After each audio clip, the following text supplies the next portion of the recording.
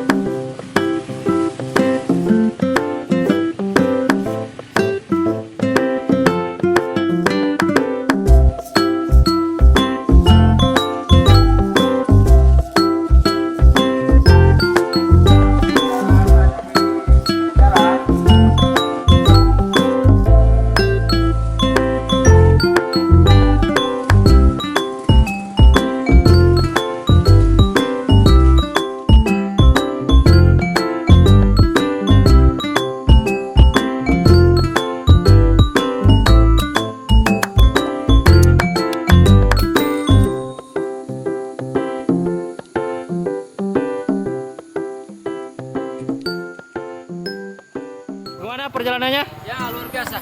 Pemanasan tadi, baru pemanasan. Pemanasan. Pokoknya ini pemanasan ini. Baru tanjakan pertama ini. Belum tanjakan yang kedua bahkan sampai di puncak. Kalau Om dari mana Om? Saya Kenalkan dari nama. perwakilan dari Sangurara. Oh siap. Dari Sigi Siap. ikut berpartisipasi. Sudah ini berarti bukan pertama kali ke Lindu? Saya sudah kira-kira sudah 5 kali Oh, oke. ke Lindu. Berarti sudah tahu Medan lah ya? Ke Medan. Tapi baru kali ini jalan kaki. Ini baru ini. Baru ini. Baru. Mungkin gara-gara tadi tahu longsor kok. Terus ini ceritanya memang mau ditarik atau didorong? Dorong saja kalau ada.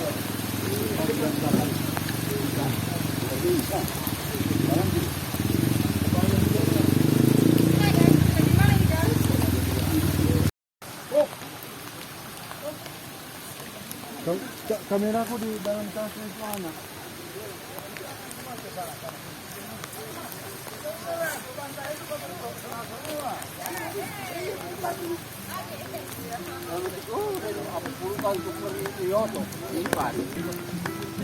Coba yang mantap salah tadi itu orang sudah coba tahu sama Pader.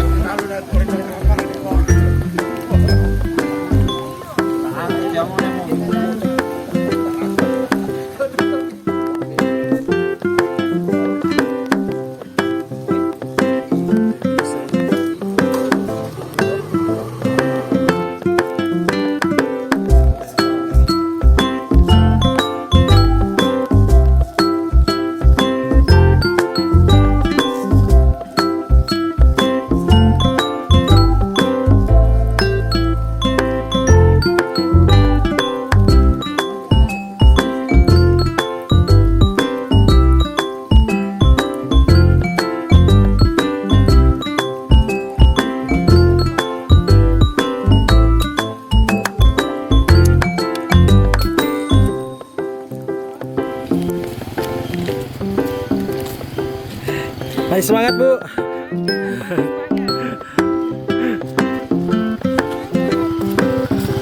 Ini so paling belakang.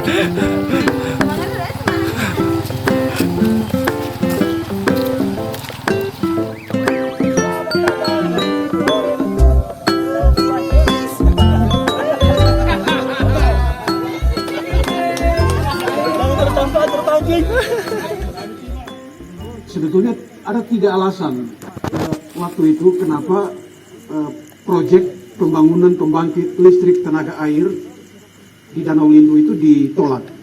Ini ada feedback ya. Yang pertama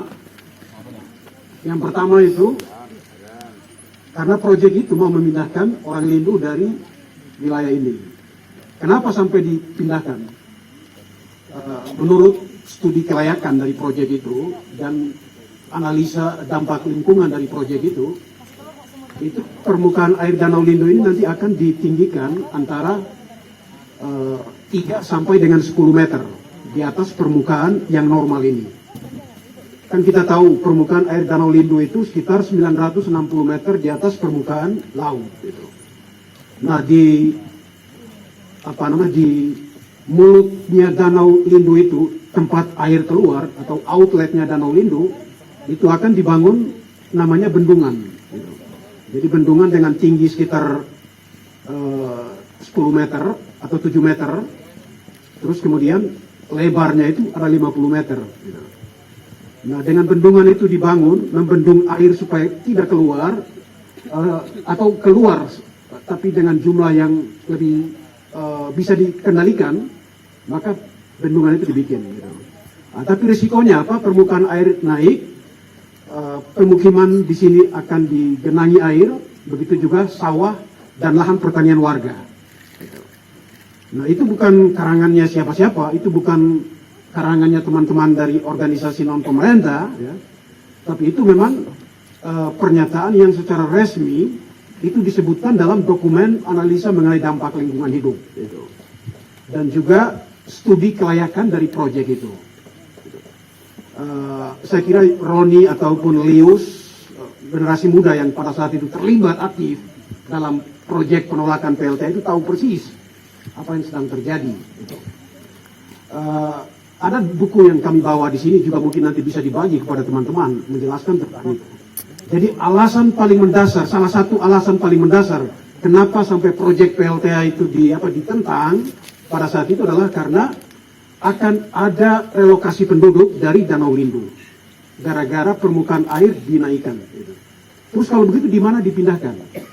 Dalam studi kelayakan maupun dokumen andal tidak disebutkan di mana dipindahkannya. Hanya saja dalam beberapa pernyataan dari pemerintah provinsi pada saat itu, gubernurnya masih Pak almarhum Pak Aji Sulamajido, itu menyebutkan bahwa orang Lindo akan dipindahkan ke Lalundu. Lalundu itu mungkin lebih dari 100 km ya.